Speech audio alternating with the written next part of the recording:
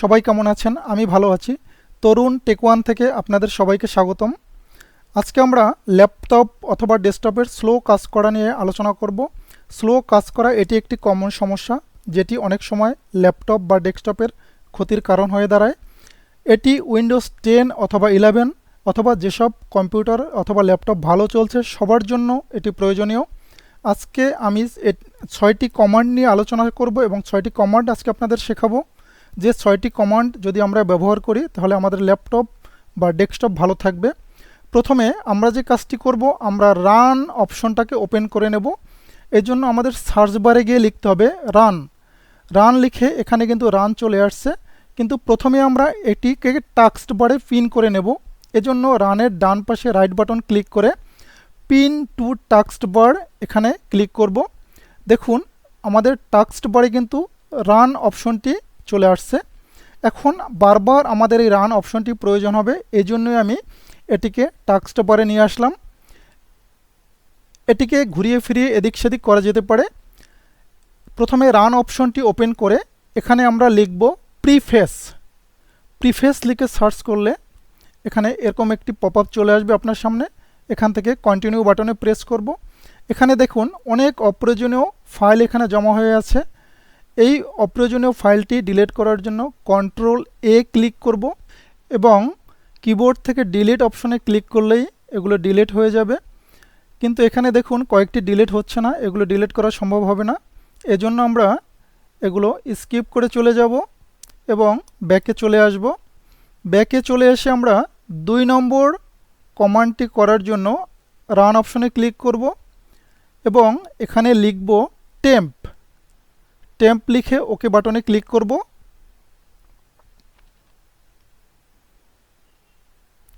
এখান থেকে কন্টিনিউতে প্রেস করব।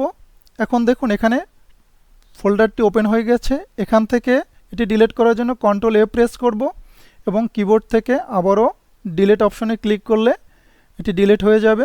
সম্পূর্ণ ডিলিট নাও হতে পারে, তখন স্কিপ করে চলে যাবেন। এরপরে আবার ব্যাকে চলে আসব। 3 নম্বর অপশনটি চালু করার জন্য আমরা লিখব পার্সেন্টেজ টেম্প পার্সেন্টেজ। এটি লিখে ওকে বাটনে প্রেস করব। এখানে দেখুন অনেক অপ্রয়োজনীয় ফাইল জমা হয়ে আছে, অনেকগুলো ফাইল জমা হয়ে আছে। এগুলো কন্ট্রোল এ প্রেস করে সিলেক্ট করে নেব এবং পূর্বের ন্যায় কিবোর্ডে ডিলিট অপশন চেপে এগুলো ডিলিট করে নেব। কয়েকটি ফাইল আবারও বলছি ডিলিট না হতে পারে, তখন এগুলো স্কিপ করে ব্যাকে চলে আসবেন। এরপরে চতুর্থ কমান্ডটি করার জন্য আমরা এখানে লিখব রিসেন্ট। রিসেন্ট লিখে ওকে বাটনে প্রেস করব। দেখুন এখানে আমরা যে কাজগুলো করছি প্রত্যেকটা কাজেরই কিন্তু একটি ক্যাশ ফাইল আছে। এখানে সেই ক্যাশ ফাইলটি জমা হয়ে আছে। এগুলো আবার কন্ট্রোল এ প্রেস করে সিলেক্ট করে নেব এবং কিবোর্ড থেকে ডিলিট অপশনে গিয়ে ডিলিটে ক্লিক করব। দেখুন সবগুলো ডিলিট হয়ে গেছে। এখানে আপনাদের একটি প্রশ্ন থাকতে পারে যে রিসেন্ট অপশনে আমরা যে কাজগুলো করছি সেগুলো যদি ডিলিট হয়ে যায় তখন কোনো সমস্যা হবে কি না? উত্তর হচ্ছে না। এরপরে পঞ্চম কমান্ডটি করার জন্য আমরা রান অপশনে গিয়ে ট্রি লিখব। ট্রি লিখে ওকে বাটনে প্রেস করব। দেখুন মুহূর্তের মধ্যেই এটি চলে গেছে। মুহূর্তের মধ্যে এটি চলে গেলেও এটি কিন্তু খুবই কাজের। এরপরে আমরা 6 নম্বর কমান্ডটি ওপেন করার জন্য এমপিটি রিসাইকেল বিন এই কাজটি করব।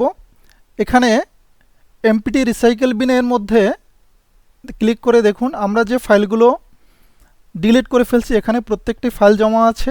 এই ফাইলগুলো ডিলিট করার জন্য আমরা ব্যাকে চলে এসে এমটি রিসাইকেল বিনের উপর রাইট বাটন ক্লিক করে এমটি রিসাইকেল বিন এর উপর ক্লিক করলেই ওকে বাটনে ক্লিক করলেই এগুলো মুহূর্তের মধ্যেই চলে যাবে এবং রিসাইকেল বিনের মধ্যে যত প্রকার অপ্রয়োজনীয় ফাইল ছিল সবগুলো ডিলিট হয়ে যাবে।